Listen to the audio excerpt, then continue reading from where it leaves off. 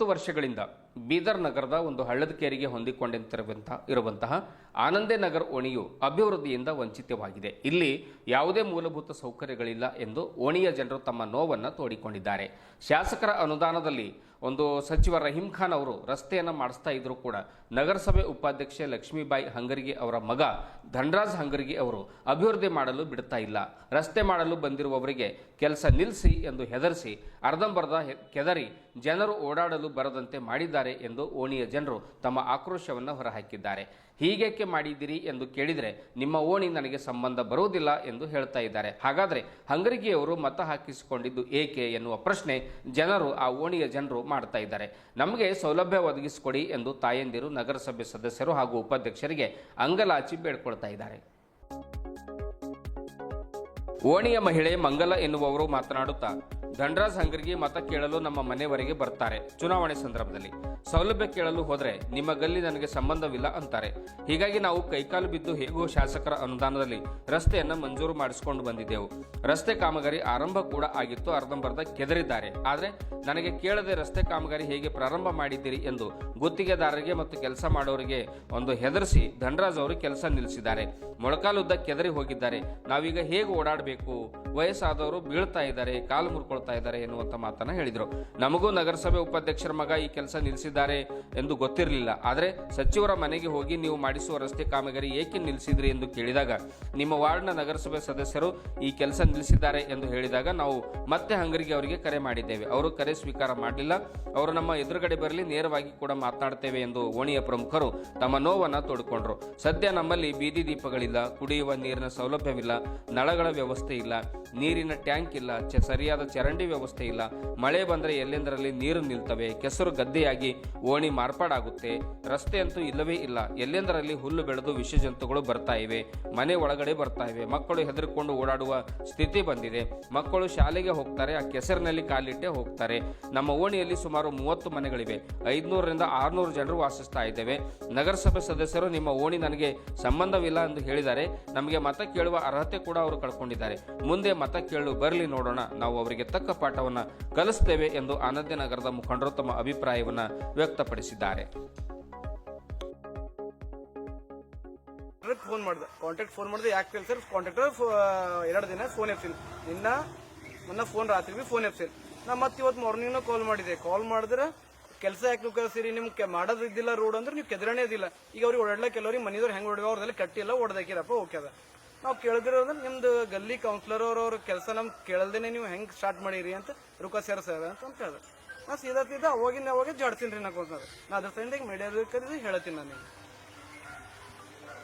ಇದು ಇಂಥವೆಲ್ಲ ರೊಕ್ಕಸದ ಅದು ಏನಿದ್ರು ಇದು ನಾವು MLA ಬಜೆಟ್ನಾಗ ತೊಗೊಂಡು ಬಂದಿದ್ದೇವ್ರಿ. ನಾವು MLA ಅವ್ರಿಗೆ ಪರ್ಸನಲಿ ಭೇಟಿಯಾಗಿ ಇದು ಮಾಡಿ ತೊಗೊಂಡು ಬಂದೇವು. ಇವ್ರು ಕೌನ್ಸಿಲರ್ಗಳದು ಇದು ಅವ್ರದ್ದು ಇದು ನಾನು ಇದು ಮಾಡಿಲ್ಲ. ನಾ ಕೌನ್ಸಿಲರ್ ಅವ್ರು ಏನ್ ಬಿ ಇದ್ದಿರ್ಬೇಕು, ಅವ್ರ ಫಂಡಿನಾಗ ಅವ್ರು ಏನಕ್ಕೆ ಮಾಡ್ಕೊಂಬಲಕ್. ನಾವು ಇದು MLA ಬಜೆಟ್ನ ಹಾಕೊಂಡು ಬಂದಿದ್ದೇವ್ರಿ. ಇದು ಕೆಲಸ ಮಾಡ್ಬಿಡ್ಬೇಕು. ನಾವು ರುಕಸ್ತೀವಿ ಇದು ಮಾಡೋದಂದ್ರೆ ಮತ್ತೆ ಇದ್ರ ವೇನೇ ಬೇರೆದ್ ಇರ್ತದೆ. ಯಾರು ರುಕಸ್ತಿರ್ತೀರಿ? ಇದು ಕೌನ್ಸಿಲರ್ ಹಳದಕೇರಿ ಕೌನ್ಸಿಲರ್ ಧನರಾಜ್ ಹಂಗರ್ಗಿ ಅವರು ಉಪಾಧ್ಯಕ್ಷರ ಮಗ.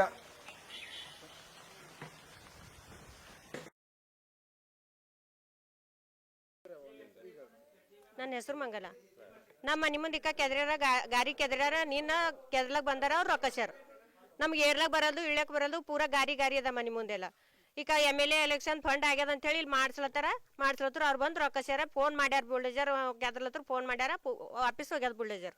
ಈಗ ಇದು ಯಾರು ಮಾಡ್ಬೇಕ್ರಿ? ಅವ್ರು MLA ಫಂಡ್ ಬಂದಿದ್ ಕಡೆಯಿಂದ ಅವ್ರು ಮಾಡ್ಸ್ಲತ್ತಾರ. ಈಗ ಅವ್ರಿಗೆ ಗಲ್ಲಿ ಸಂಬಂಧ ಇಲ್ಲ ಅಂತ ಹೇಳಿ ಅವ್ರು ಮಾಡಲ್ಮೇಲೆ ನಾವು ಹೆಂಗ್ ಬಿ ಮಾಡಿಸ್ಕೋತೇವ್ ನಾವು?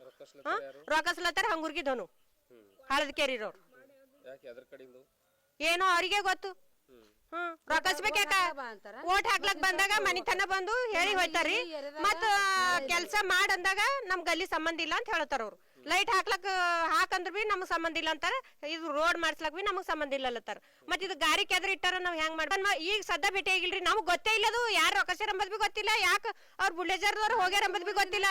ಇವತ್ತು ಅವ್ರು ನಮ್ ತಮ್ಮವ್ರು ಹೋಗಿ ಅಲ್ಲಿ ಭೇಟಿ ಆದ್ಮೇಲೆ ಅವಾಗ ಗೊತ್ತಾಗ್ಯದ ಅವ್ರ ಕೌನ್ಸಿಲರ್ ಹೋಗಿ ರೊಕ್ಕಸ್ಯಾರ ನಾವ್ ಹೋಗಿದ್ದೇವ್ ಅಂತ ಅವ್ರು ಹೇಳ್ಯಾರ.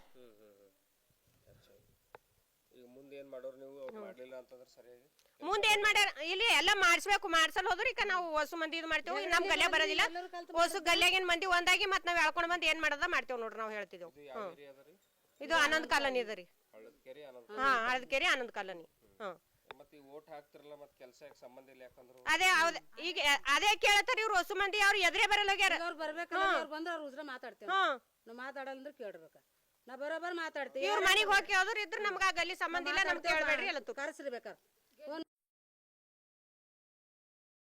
ನಮ್ಮ ಕಾಲೋನಿಗೆ ಮೊದಲಿಡ್ದು ನಮ್ಮ ಕೌನ್ಸಿಲರ್ ಸಾಹೇಬರು ಎಲೆಕ್ಷನ್ ಆಗಸ್ತನ ಹತ್ತಿರ ಬಂದು ಎಲ್ಲರ ಮನೆಗೆ ಬಂದು ಹೇಳೋದು ಮಾಡೋದು ನಾ ಏನಿದ್ದೀನಿ ಕೆಲಸ ಮಾಡ್ತೀನಿ ಆನಂದ್ ಕಾಲೋನಿ ಅಂತ ಹೇಳಿದರು. ಆದ್ರೆ ಈಗ ರೋಡ್ ಶಾಂಕ್ಷನ್ ಆಯಿತು.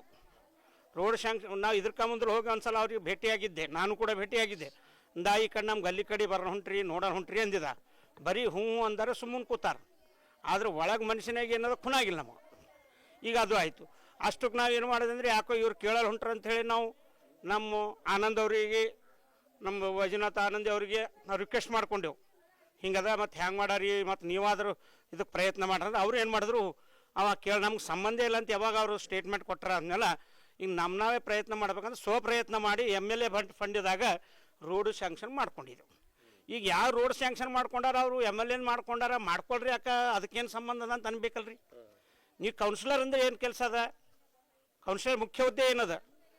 ಏರಿಯಾಗಳಿಗೆ ಯಾವ ಏರಿಯಾಗಳು ತನಗೆ ಸಂಬಂಧಪಟ್ಟಿಂದ ಏರಿಯಾಗೆ ಬಂದು ಮೇಲಾಗಿ ಉಪಾಧ್ಯಕ್ಷರಂದ್ರೆ ಎಲ್ಲನೇ ಬಂತವ್ರಿಗೆ ಎಲ್ಲ ಅದು ಸಂಬಂಧ ಇಲ್ಲ ಇದು ಸಂಬಂಧ ಇಲ್ಲ ಅಂತ ಹೇಳ್ತಕ್ಕಂಥ ಪ್ರಶ್ನೆನೇ ಬರಂಗಿಲ್ಲ. ಅಲ್ಲಿ ಬರಬೇಕು, ಮೇಲಿನ ಮೇಲೆ ನೋಡಬೇಕು.